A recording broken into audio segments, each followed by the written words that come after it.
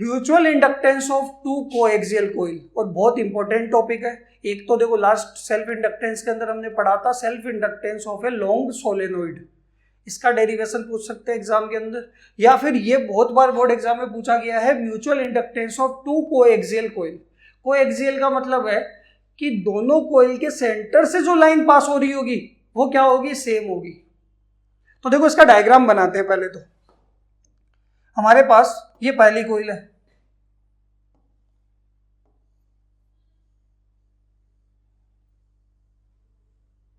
ठीक है, इसको नाम देंगे P1 P2। हमें पता है पहली कोइल को हम किससे कनेक्ट करेंगे, यहाँ पे एक सेल लगा देंगे और यहाँ पे एक की लगा देंगे, ठीक है। और इसके पहली कोइल के प्राइमरी के टर्न्स क्या होने वाले हैं, N1। लेंथ क्या होने वाली है, दोनों कोइल की लेंथ क्या रहेगी, सेम रहेगी। एरिया क्या रहने वाला है, A। क्लियर है। यहाँ पे अगर आप देखोगे इसी के अंदर कोएक्सियल का मतलब इसी के बीच में यहाँ पे एक और कोइल हम क्या करेंगे, सेट करेंगे, ठीक है। तो यहाँ पे हम बना देते हैं। देखो इसका डायग्राम कैसा बनेगा कोएक्सियल का, कि आपके पास सेकेंडरी कोइल है यानी दोनों के सेंटर से जो लाइन पास हो रही होगी ये आपके पास, और सेकेंडरी को गैल्वेनोमीटर से कनेक्ट करेंगे। सेकेंडरी के टर्न्स कितने होंगे, N2, लेंथ क्या रहेगी L, एरिया कितना रहेगा A। ये समझ में आया नहीं आया डायग्राम, क्लियर। अब हमें म्यूचुअल इंडक्टेंस की बात करनी है, म्यूचुअल इंडक्शन की बात करनी है। तो देखो हम यहाँ से स्विच ऑन करेंगे तो प्राइमरी में करंट कितना जाएगा, I1, और प्राइमरी में करंट I1 जाएगा तो सेकेंडरी का फ्लक्स कितना, φ2 चेंज होगा, ठीक है। यानी सेकेंडरी का फ्लक्स किस पे डिपेंड करेगा, प्राइमरी के करंट पे। तो यहाँ पे हम क्या लिख सकते हैं, देखो इसमें ये लिखा हुआ है कि हमने दो कोएक्सियल कोइल ली, हर एक की लेंथ कितनी है L, P1 P2 प्राइमरी है, S1 S2 सेकेंडरी है, N1 N2 दोनों के टर्न्स है, ठीक है। और यहाँ पे आपके पास एरिया कितना है, A है। क्लियर है यहाँ तक। सबसे पहले हमें पता है, यहाँ पे लिखेंगे वी नो दैट, क्या जानते हैं हम कि जो सेकेंडरी का फ्लक्स होगा वो किस पर डिपेंड करेगा, प्राइमरी के करंट पे। देखो हम करने वाले क्या है, हमें म्यूचुअल इंडक्शन निकालना है सेकेंडरी कोइल के अंदर, यानी पहले के करंट की वजह से सेकेंडरी के अंदर करंट इंड्यूस होगा। तो म्यूचुअल इंडक्शन का कोएफिशिएंट निकालना है, कैपिटल M की वैल्यू निकालनी है। तो आपको पता है सेकेंडरी का फ्लक्स प्राइमरी के करंट पे डिपेंड करेगा, तो φ2 = M_I1 आ जाएगा, यानी सेकेंडरी का फ्लक्स आ जाएगा म्यूचुअल इंडक्टेंस की फॉर्म में। और एक सेकेंडरी का फ्लक्स नॉर्मल तरीके से निकाल लेंगे, दोनों को नॉर्मल तरीके से इक्वेट कर लेंगे। भाई आपके पास आ गया म्यूचुअल इंडक्शन की फॉर्म में भी फ्लक्स आ गया, सेकेंडरी का नॉर्मल भी आ गया, दोनों को इक्वेट करेंगे, M की वैल्यू आ जाएगी। यही हमने सेल्फ इंडक्शन में भी किया था, क्लियर है। तो यहां पे हमें पता है कि flux linked with secondary coil is directly proportional to the current flowing in primary coil. तो यहां से आप क्या लिखोगे, जो सेकेंडरी का फ्लक्स होगा वो डायरेक्टली प्रोपोर्शनल होगा प्राइमरी के करंट के, और ये M_I1, ये तो हमें पहले से पता था, इक्वेशन नंबर 1, क्लियर है, ठीक है। हमने म्यूचुअल इंडक्शन की फॉर्म में सेकेंडरी का फ्लक्स निकाल लिया। अब मैं नॉर्मल तरीके से सेकेंडरी का फ्लक्स निकालूंगा, तो फ्लक्स होगा क्या, NBA cos थीटा। N तो किसका, सेकेंडरी का कितना, N2।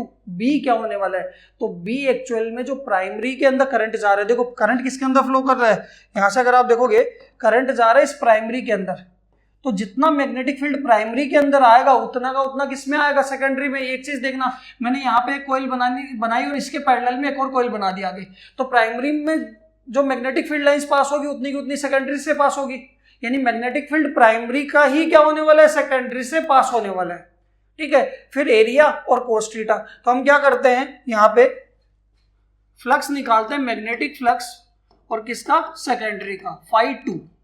तो φ2 क्या होगा, N2। B किसका होगा, प्राइमरी का होगा, क्योंकि वही सेम सेकेंडरी से पास होगा, एरिया और ये cos थीटा। और थीटा की वैल्यू अगेन 0 डिग्री, क्योंकि एरिया वेक्टर और मैग्नेटिक फील्ड दोनों सेम डायरेक्शन में होंगे, और cos 0 कितना आ जाएगा, 1। तो φ2 की वैल्यू आपके पास आ जाएगी N2B1A, इक्वेशन नंबर 2। अब B1 क्या है, I1 करंट जा रहा था प्राइमरी में, इसलिए मैग्नेटिक फील्ड आया, तो हम उसकी वैल्यू भी निकाल लेते हैं। हमें पता है we know that magnetic field inside the solenoid, भाई कोइल क्या है, सोलेनोइड ही है, तो magnetic field inside the solenoid या कोइल क्या होने वाला है, तो हमें निकालना B1 तो देखो mu not N1 I1 by L, टेंस भी किसके प्राइमरी के, करंट भी किसका प्राइमरी का, लेंथ दोनों की सेम है। इक्वेशन 3 को कहाँ पुट कर देंगे, 2 के अंदर, तो पुट इक्वेशन 3 इन इक्वेशन 2, तो हमारे पास फाई 2 की वैल्यू आ जाएगी, देखना N2 B1 की जगह क्या लिखेंगे, mu not N1 I1 by L और इंटू ए। तो यहां से अगर आप देखोगे हमारे पास फाई 2 की वैल्यू आ गई mu not N1 N2 I1 A by L, ये देखो mu not N1 N2 I1 A by L, ये किसकी वैल्यू आ गई, फाई 2 की। इक्वेशन नंबर कितना, 4। अब इक्वेशन 1 के अंदर हमारे पास फाई 2 कितना था, MI1। अब भाई सेकेंडरी का फ्लक्स आप नॉर्मल तरीके से निकालो, म्यूचुअल से निकालो, सेम ही आना है, दोनों को क्या कर देंगे, इक्वेट कर देंगे। तो यहां पे क्या लिखेंगे, फ्रॉम इक्वेशन 1 एंड 4, तो हमारे पास MI1 इक्वल टू कितना आ जाएगा, mu not N1 N2 I1 A by L, I1 से I1 कैंसिल, तो M की वैल्यू आ गई mu not N1 N2 A by L. वहां पे भी सेम आया था, वहां पे mu naught N square A by L आया था सेल्फ इंडक्टेंस के अंदर, यहाँ पे N1 N2 A by L आया। क्लियर है यहाँ तक, ठीक है। इसके अंदर भी स्पेशल केस आएगा, कौन सा, कि अगर आप जो भी कोयल है उसके इनर कोर के अंदर क्या कर दो, यहाँ पे कोई मटेरियल इंट्रोड्यूस कर दो एयर की जगह, तो परमिएबिलिटी किसकी हो जाएगी, मटेरियल की हो जाएगी। तो देखो नोट करके लिखते हैं, if we introduce any material inside the coil instead of free space, तो इन मटेरियल में म्यूचुअल इंडक्टेंस कितना आ जाएगा, किसके अंदर, इन मटेरियल आपके पास म्यूचुअल इंडक्टेंस आएगा M नाम दे देता हूं, और वो आएगा mu M N1 N2 A by L, और म्यू M को क्या लिख देंगे, वही same mu R into mu not N1 N2 A by L. यानी आपके पास म्यूचुअल इंडक्टेंस मटेरियल के अंदर कितना आएगा, म्यू आर टाइम्स आएगा एयर का, यानी मटेरियल इंट्रोड्यूस करते ही म्यूचुअल इंडक्टेंस भी क्या हो जाएगा, एयर के कंपैरिजन में इंक्रीज हो जाएगा, कितना, म्यू आर टाइम्स। तो यहां से हमारे पास फॉर्मूला क्या एयर के लिए आया, mu not N1 N2 A by L mutual inductance का, और मीडियम के लिए कितना आया, mu R into mu not N1 N2 A by L. बताओ क्लियर है यहाँ तक।